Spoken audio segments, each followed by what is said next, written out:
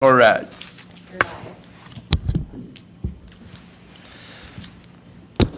Welcome to the Police 911 Fire Committee for January 3rd, 2024.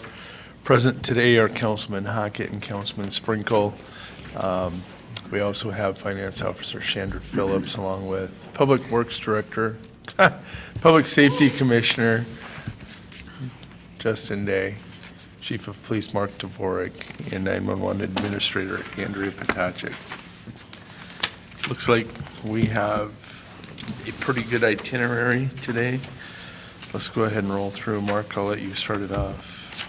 All right, starting with the police department, Officer Fitzgerald, who's currently attending law enforcement training in Pierre, is in week number 5. They had law enforcement training, gave all the students up there last week off for Christmas. So we just started week 5 this week. Officer Foster is currently in week 5 of field training here at the PD.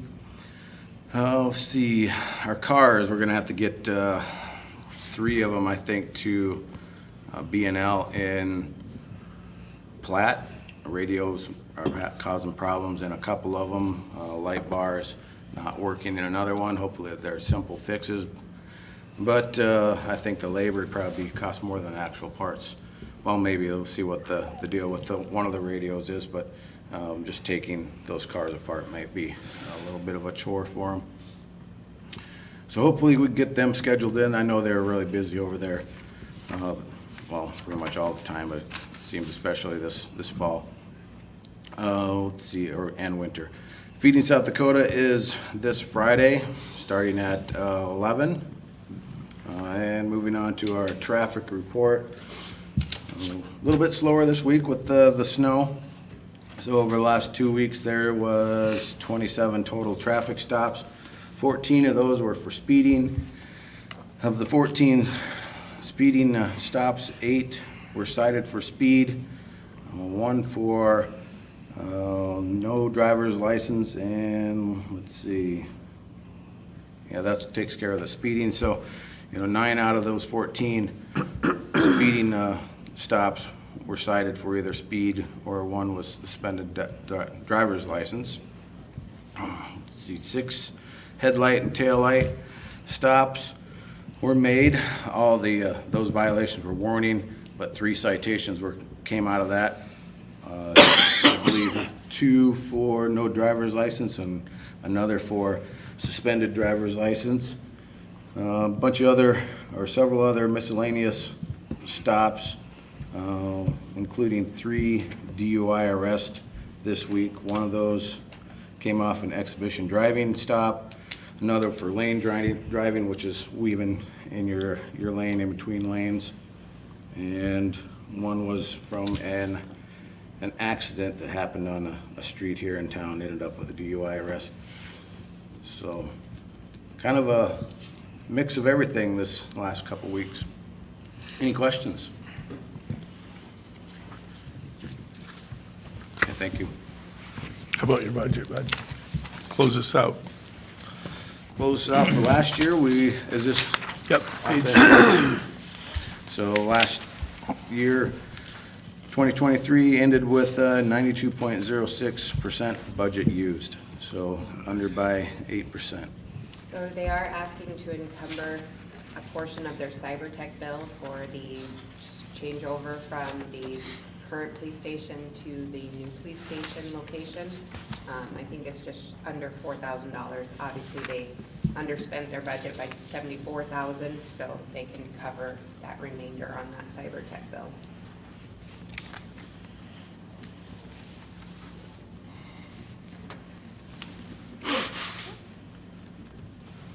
Nice job.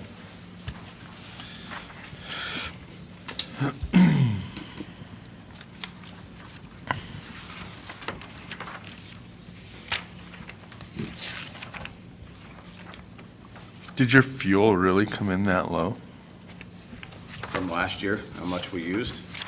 That's, well, when you're about down to half staff for half of the year or more, you don't use near as much fuel. Everybody's at training. Yeah. And Either doubled up with field training or at the academy, or just, not having the officers hired yet, so just weren't driving around. Thanks for having that answer. That's a good note.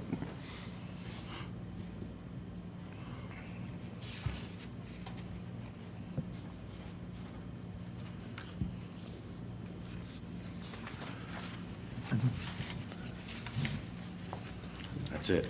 Except uniforms is way up Yeah. as you hired them. Yes. That was not expected. Very good. Andrea, I'll let you fire away at us.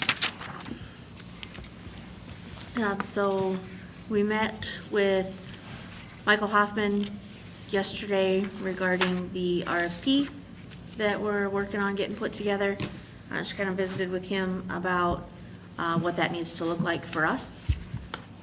So it, not 100% sure how all this is gonna work, but from what we talked about yesterday, it sounds like ours is going to be broken up into 3 different parts. We're going to have managed IT portion, which is going to include like our networking, our machines, the servers, computers, things like that. Things that we'll talk about in the RFP will be monitoring and what that needs to look like for us, whether we need somebody with eyes on them 24/7, or if it's more or less just them getting to alarms as needed, as well as what a response time would need to look like for us.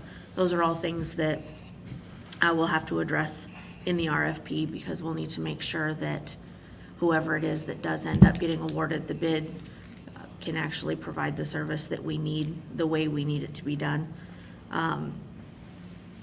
Safety and security is gonna be another part of it, which will be cameras. Just cameras? Cameras will be one, doors will be. Doors will be the separate, other. yes. So yeah, 2 and 3. The reason that we split those up is because the software is from the same company, but they are very different beasts. So, somebody who might be comfortable working with the camera portion of it, replacing cameras, wiring, things like that, may not necessarily be able to do anything with the actual doors program, bioreaders and things like that, because they're so different. So ours it's gonna have to be 3 different parts. It's just, to put it all together after having the conversation with Michael yesterday, it's just doesn't sound feasible. So we just kind of went over some things that need to be part of the RFP, as far as the data and things that go into getting everything set up for us, and that all of that information that they put in to get us set up belongs to us. One of the biggest things that we're trying to avoid is having to start over. If we go to bid again and then a new company comes in, we spend a lot of time playing catch up, because we don't necessarily have that information that we need, or things being put together in a way that is unique to a certain company, things like that. So I think our RFP is going to be fairly specific to our needs, so that if the company does change, it's going to be fairly smooth transitioning in between. That was one of the things that we did talk about yesterday, is a term length. I don't know where this discussion is at, aside from where we are right here. So if it's something where you're looking at a 1 year or multiple years, I guess we kind of visited about it yesterday, and our preference would be to try to do something for maybe 3 years, just because the first year is a lot of learning, a lot of them getting used to our needs and things that we need. So to change out every year is kind of quick. We also talked about possibly putting in the RFP, trying to incentivize more than a year, so see if we could get a lowered rate if we did multiple years. I just think it'll be, in the long run, I think we'll spend less money if we do a little bit longer, obviously with the option in there to be able, if it's not working out, to be able to have that conversation and get out of it if we need to. But I guess basically, we just want to make sure that if you have any questions from us as the RFP is getting put together and in need of approval, let us know. I know we're down there every day. We see what it all is, and we know what it is that we need for service and what they need to be able to provide for us. So if there's questions about anything, if you need to come look or have us explain why we need this part, we're more than happy to do so, just so that we can all be on the same page. I know ultimately it's council's decision when it comes down to that, so we just want to make sure that if there's anything you need to bring us in on the conversation so that we can help out when it comes to making that decision. So I'm not necessarily sure how much you guys are aware of what we're doing. I know it's been talked about a lot in the finance committee, we've talked about it in cabinet, we've talked about it in department head meetings. But ultimately, when she's talking about this RFP, it's a request for proposals. It's the same thing we do for our city engineers. It's required by law, actually, now with, when it comes to managed IT, because the contracts are so lengthy and big, they are asking that you do RFPs on these type of things. So it's different than a bid. The reason you do a request for a proposal versus a bid is it's not 100% based off of lowest number. You have to also base it off of expertise, years of experience in that field. You can base it off of, I think currently the other two cities that we looked at, their RFPs that they've done, they've got 5 different areas of points. And that's exactly what we did for our city engineers. There's a point system that you award it off of. How many people are available to work on this? Response time, different things like that. So all of that goes into this RFP. I agree with the 3 different areas. The finance and public works code enforcement need those 3 different areas as well. We actually have our phones thrown in there too, because we have web-based phones. So all of that will be in there. When we do this, we're gonna give them 3 options to quote us on. The first option will be finance, public works, code enforcement, because code enforcement actually is backed up onto our server, uses all of our equipment and everything. So that's why we have one piece of public safety in with us. Then the other option will be law enforcement by themselves. And the third option would be the city of Winter as a whole. If someone does feel that they could cover the entire city, law enforcement, public works, finance, everything, then they could quote that too. The process will be the exact same process that we do with our city engineers, and we would put it out for request for proposal on the fact of you have a certain timeline to submit this. Once you've submitted, we review all of the submissions, we choose which 3 are the top 3, and then you do interviews from there, type of deal. So that's how request for proposal works in the legality terms of it. So that's kind of where it is. Ultimately, council does have the final say on it because it is a contract that you have to sign. So when you sign that contract, council has to approve it. But in that interview process, you also have to take into effect what the department heads need. Like Andrew said, they're the ones that are in and out, day in, day out. They know what they need. So they need to have some opinion and say as well, and they're the ones who kind of form those numbers for you. When it came to the city engineer, it was just the appointees involved in that. I don't know that, possibly we would include the department heads from public safety. Troy kind of knows from public works side what he needs from his guys, but we did hire a third party to help create this for us. So when she refers to Michael, Michael Hoffman has been hired as a third party to come in and help us draft this. We have 2 other RFPs from 2 other cities. They're pretty minimal in what they have. We're trying to make ours, give these individuals as much information as possible. So Michael is out there getting all of our counts for us. Here's everything that the city of Winter in their individual departments has. The doors for this building, their doors down there. All the software we use, Tyler Technologies, OmniPro, OmniGo, all these different things, and all of that will be listed, because if they don't have experience with those softwares, that makes a difference for who we would want to choose too. So, it's not gonna be a simple one-page document. It'll be books that people are gonna provide to us type of deal, because we're gonna give them a book on what we need too. So, it's a lengthy process. And we've been ready to go for 4 years on this, as you will see through the past 4 years of budgets. We've had managed IT budgeted, and we just kind of keep getting, another process comes up. So we're hoping this is the last one. We can move forward.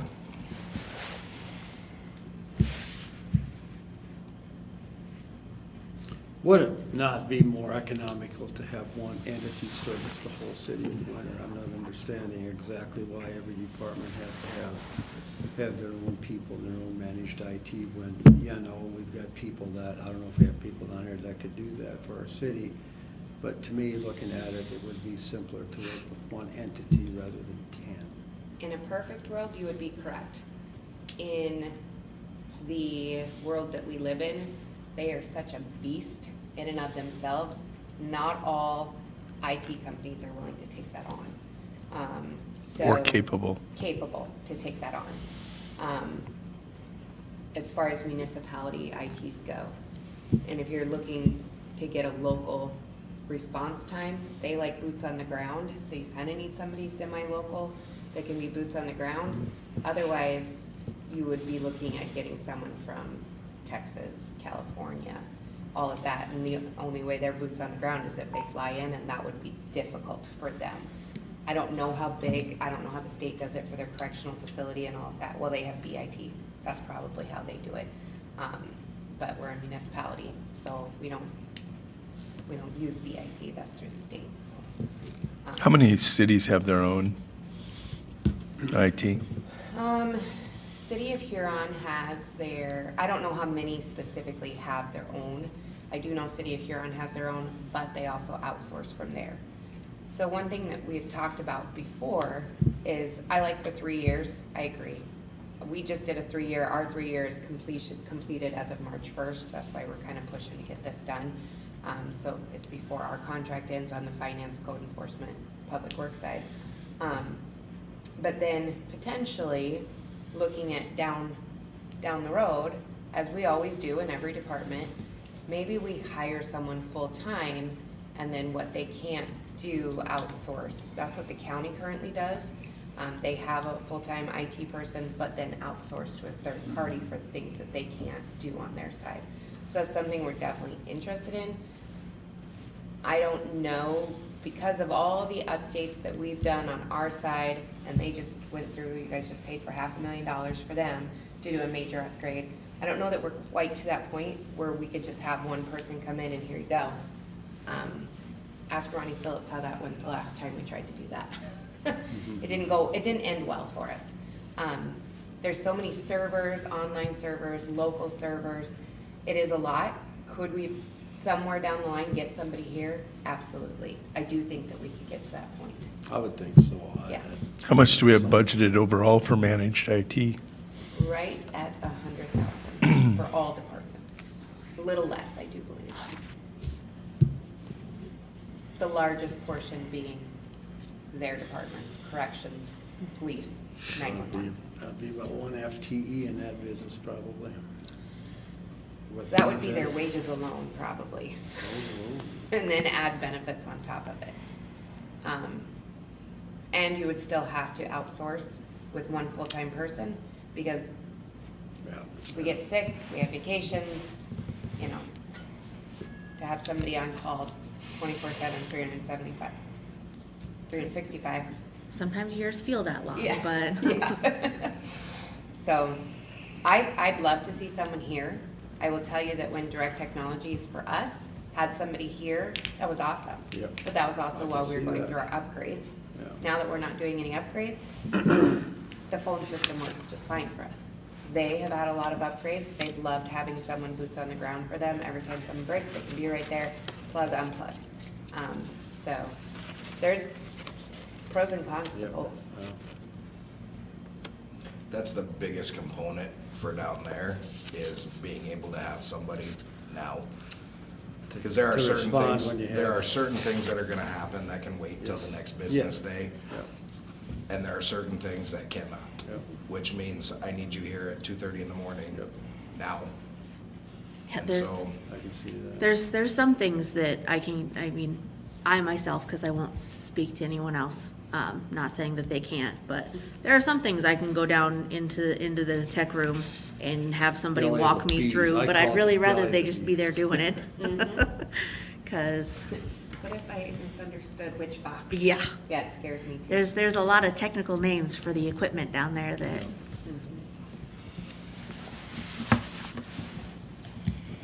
It's my understanding that without even putting this out yet, we have 3 entities that want to quote. So, It's always good. yeah, so we'll have a competitive situation. Good, good, good.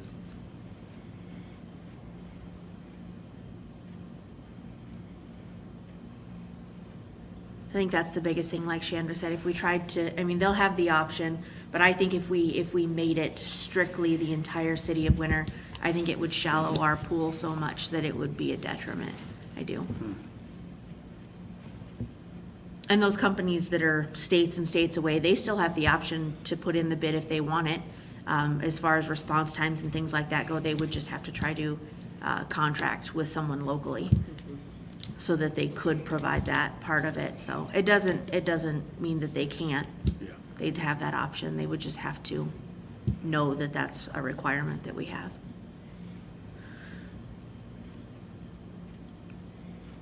and that's kind of what we came to yesterday when we were talking about everything, is we have to let them know what we need. And then it'll be up to them to figure out how to meet that need. But it's gotta be, you have to be able to meet this, Yeah. because this is our need. Yeah. Like we've seen through those projects, you know, we tell people up front that this is what we need, and then they get in there and start looking, and it's like, oh my, it's definitely a lot bigger than it looks on paper. It's a bigger deal. Thank goodness we've gone through the updates that we have, because that has helped out a lot, but And that's another reason we hired this third party to help us write the RFP. Unfortunately, with all of our upgrades, my side, their side, we've gotten into it, and then, oh, you need a new server. Oh, you need this. Oh, what about this? Well, we don't know any of that, because don't have a degree in IT. I don't think Andrea does either, and it's, don't. well, nobody told us we needed that. So Michael coming in, and the advantage that we have that Michael has some experience with the city of Winter, having been a formal IT person for another company, I think is a benefit to us, because he's got that already additional information, knowledge. Oh yeah, I remember that this was an issue before. How do we want to word that? So, that is a benefit to us, that he can help us write that.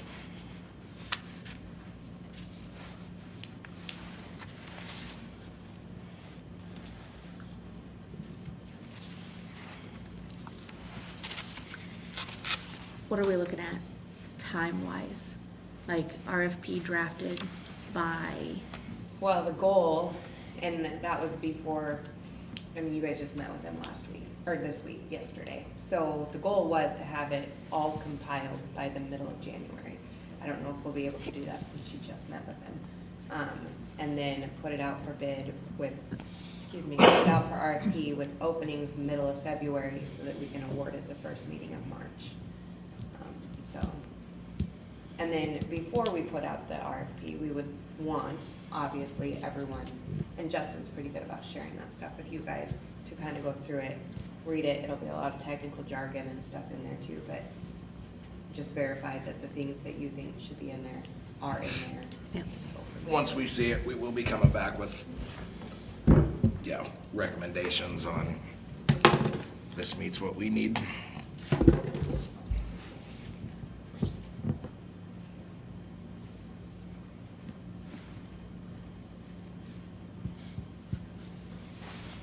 Council doesn't necessarily approve the RFP.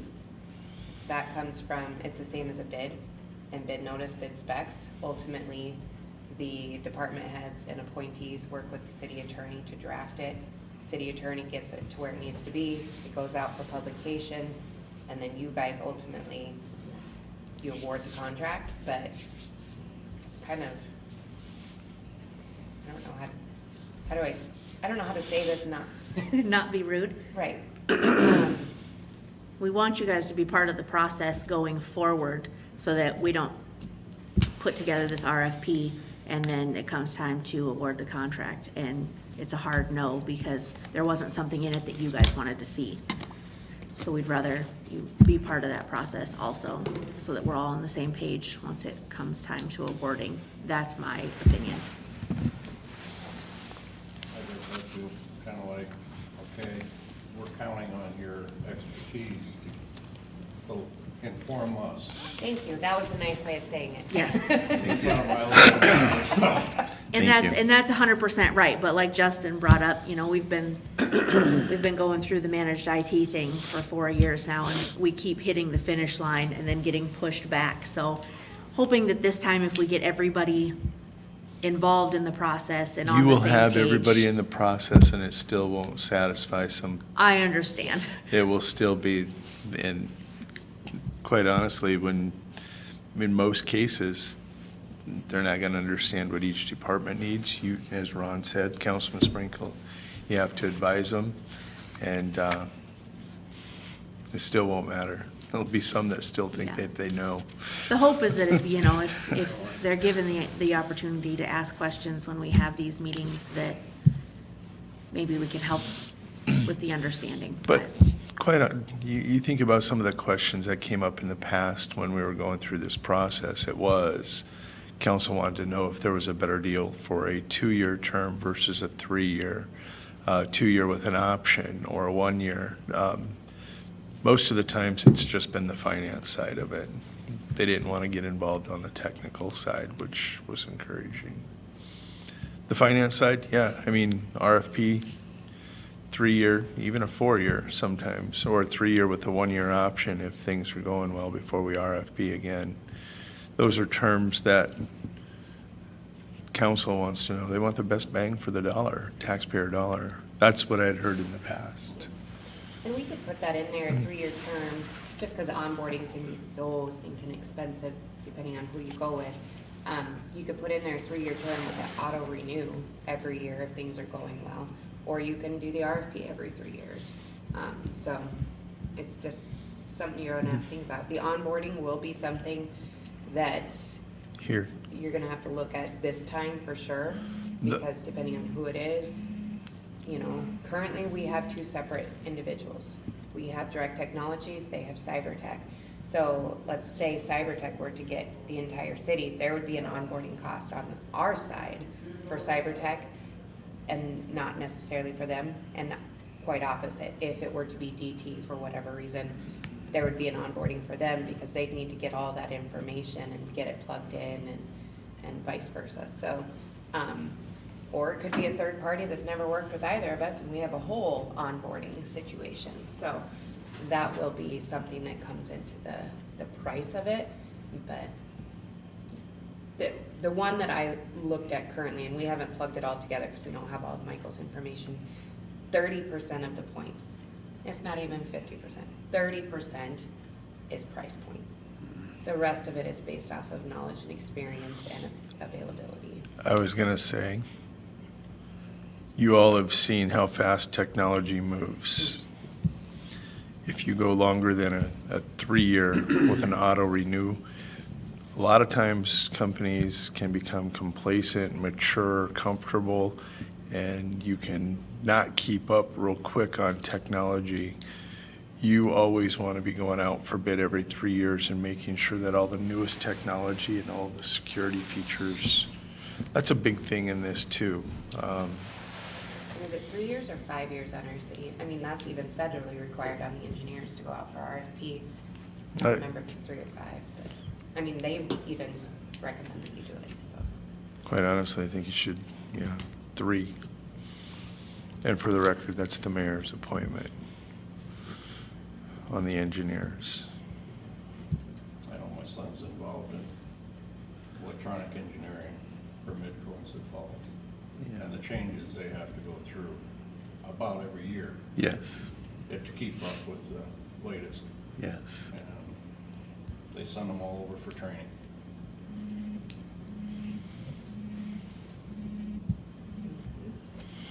Moves fast. Seems to me like that stuff is a constant training to keep up with the times. Well, and it's from the things that I've seen in the 8 years that I've been here. When I first got here, we had just gotten a new server installed by one of our current employees at that time. Then within a year, because we got hacked, and so we had to get a new server, we lost a bunch of information. Within a year of me being here, Golden West had to get us a new server because that employee didn't get everything removed. Then when DT took over, they're like, you still have traces of that on your system. You need to wipe everything. So 3 servers in 8 years because we didn't have someone that was fully dedicated, that's what they do, to go in and run the scans continuously, the monitoring side of things, and actually tell us where our harsh points are. It's even right down to, I hear you guys talk all the time, and granted you're not connected to our server, but you do have our domain for your email. Oh, Jody emailed me, he needs me to go get some gift cards. No, that's phishing, which then gets you hacked. That's how your personal information gets stolen. And so just, that's a side of things that we would like to see for the employees, from a safety aspect of some training for employees on phishing, on don't open it. Just because it says that there's pictures of a Christmas party that you didn't think you were invited to, doesn't mean you should open it. Make sure you're reading who it's actually from, not just, because they're good. They are so good. And one of the reasons federally has gotten involved in all of this, municipalities, and you'd be surprised, some of the small municipalities in South Dakota even, are getting attacked. And we have one heck of a reason to be attacked in winter right now. And that's the beast that is them. That's kind of like, My servers in Custer, we have over 500,000 attacks a day. A day. Gee. well, it's kind of like the email I got from you, supposedly, Yeah. about pick up a gift card, I'm at a meeting. Yeah. And if you look at they're crafty. They'll do all kinds of things. And it may say look like a legitimate, but then it's, when you look at the numbers, you can tell that those numbers do not match what that actually account was. So they want you to call so they can get into your system. Sucks. Well, Andrea, you want to finish up with your, No, Budget? I'm enjoying this. It's fun. It's interesting. No. Learning a lot here about computer crap, gee. Talk to us about your revenues.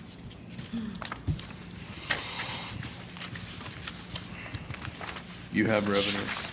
Mark kind of We talked have about revenues. revenues, but that goes to a school. We did really well this year on our revenues. Unfortunately, yes, we did have to get that transfer in. It's just the nature of the beast here. But we came in over on a lot of what we projected at the beginning. We ended up higher than that, so. Can you explain Lyman Oh, on let that me look. line? Do we have everything in That's what I was gonna ask you. I from, don't know. I'd have to go back and look. Because the others, looking at those, that was kind of the anomaly, looking through those, the revenue lines. It's Some of our like, counties pay quarterly instead of monthly. And I think Lyman County is, I feel like Rhonda and I talked about it, and I feel like Lyman County was one of the ones that got brought up. There was a little bit of confusion. I think they didn't get an email from, or they didn't see the email from the state, so they didn't get their payment sent, and then, so then you guys up here had to send them the email that you got so that they could get that forwarded. I think that's I feel like it was Lyman County that we had that problem with. the other one that bothered me, did you see it? Mm-hmm. 911 incentive. Yeah.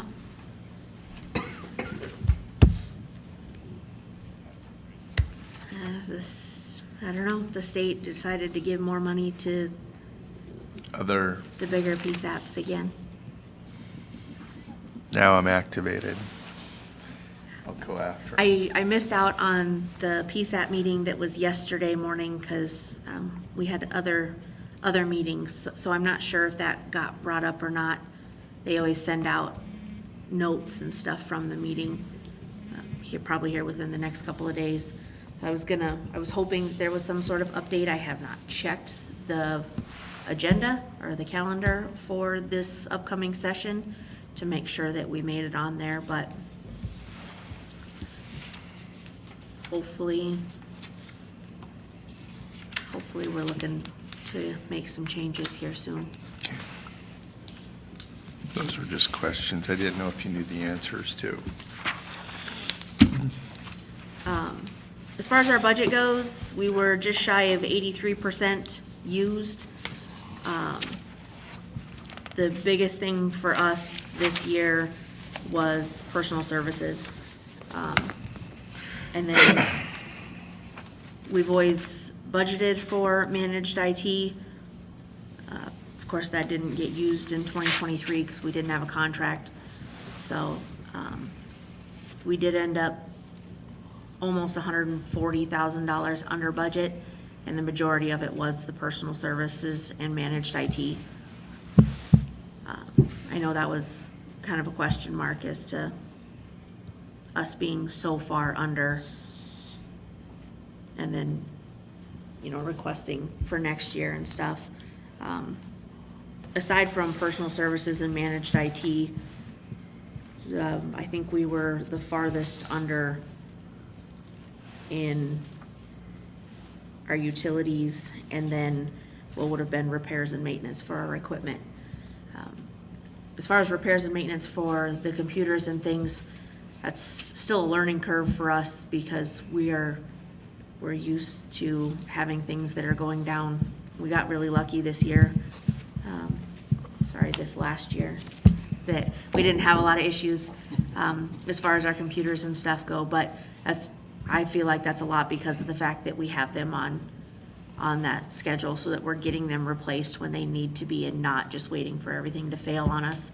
So, But Well- you sure tried to make up for it, Andrea, with language line at 900%. language line. What are you doing? 900%? That was from our fun snowstorms that the end of 2022 brought us.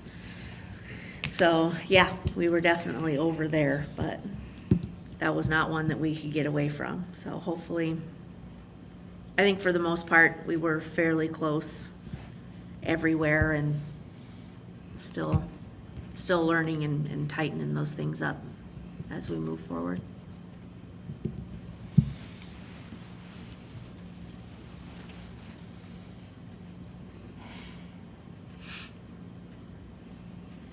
And, when you look at your salaries under, your retirement is under, your work comp insurance was 30% lower than what we expected. The health insurance was lower. Nobody Yeah. retired, so the 10,000 in uncompensated absences stayed at zero. It adds up pretty quick as to why.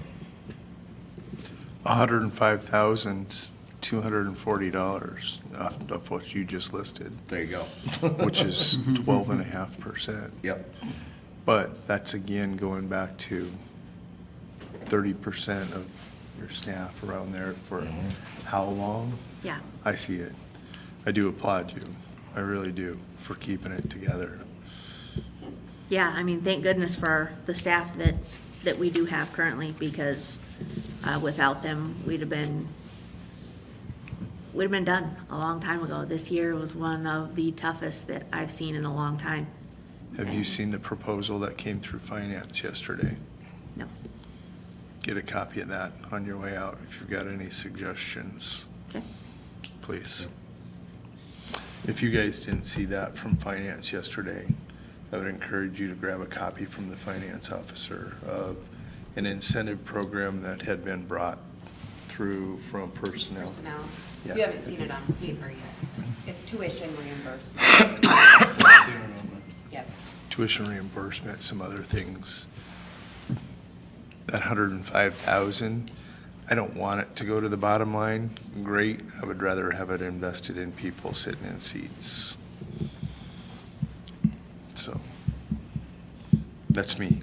I'd rather have you have the workforce. Agreed. So how do we utilize that to help you? That's my whole thing. Very good.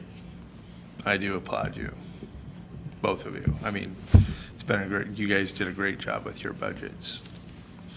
Now we get to the fire department. We got to rip Justin apart a little bit here. Yeah, so, with the fire department, he is unable to be here this morning. He texted me, let me know that, but, we do have a new chief and assistant chief. The new chief for the fire department will be Jason Worrell. The new assistant chief will be, Blake Nielsen. So Jason did tell me they have 2 assistants. Yeah, and then, So, yeah, Red and- James Yep. will continue to be the second assistant. So, that's where Jason it's will at there. try to attend. Yeah, Okay. yep. He was unable to this morning, but he Sure. let me know. Darren done it a long time. What's that? Darren had done it a long time. Oh, yeah, yep. Their budget, Justin? Their budget ended the year at 85, well, just under 86%.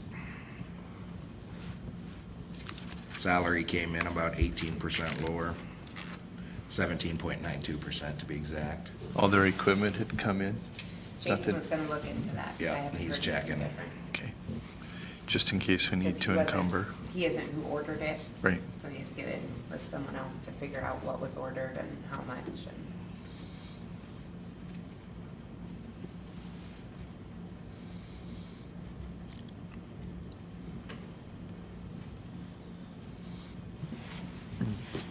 Okay. Questions, council?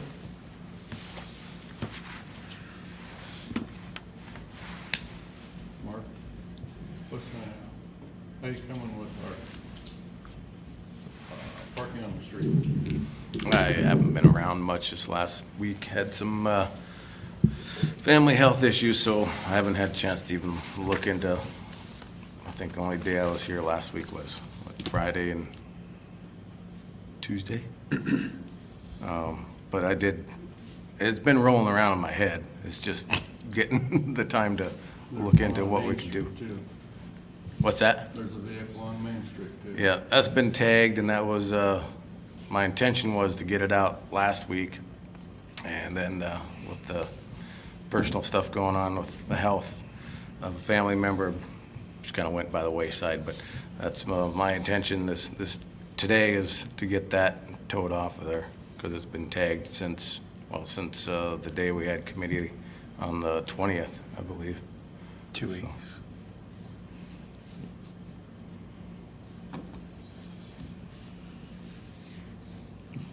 What block? What block of Main Street? Second. Second. Right in front of Paul Hanson Jensen. Jones. Over by Jensen's Jensen's. office, that van. Oh, Silver the van. I Even did. expired plates on it. Wow. Okay. Do you search them when you tow them? Can you legally search them? for If evidence? we're involved and the reason it's there, then yes, we would. If it's just an abandoned vehicle, I'd have to think about if we have the obligation to go through that or not. People I don't leave it on Main Street in a little town for 30 days, 35, 40 days without, there's something there. That one was, a lady was living at the, what's it called now, Knights Inn. She got evicted out of there. She had 2 vehicles. She moved down to Nebraska to live with a family member, and she had intentions of having someone that she knows from, I think, Burke, come down and get that. Apparently that fell through. So we do know who it belongs to and everything, and this okay, that was my concern. Yep.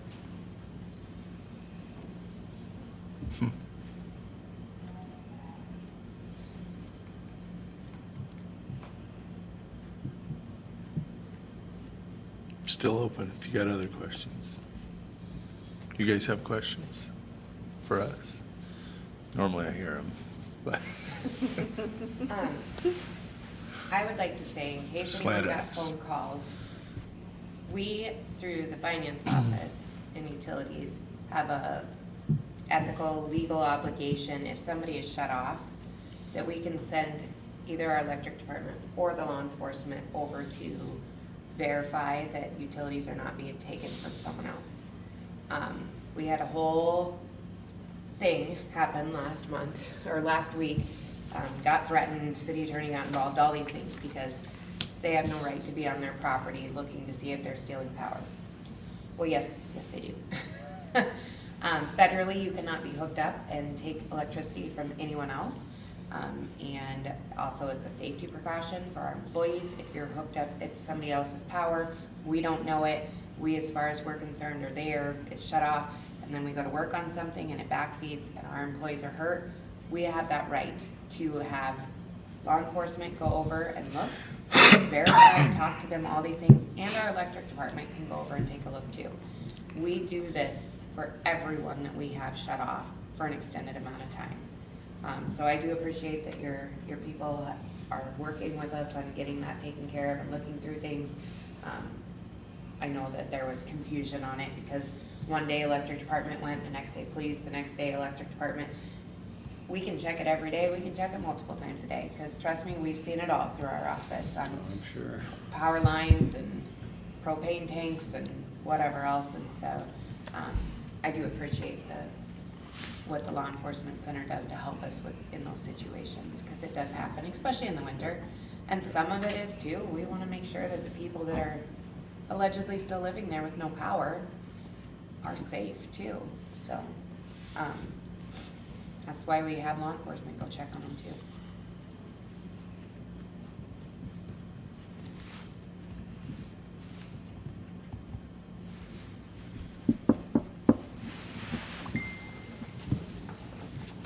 let's call it a day, a morning, a good start to a great day.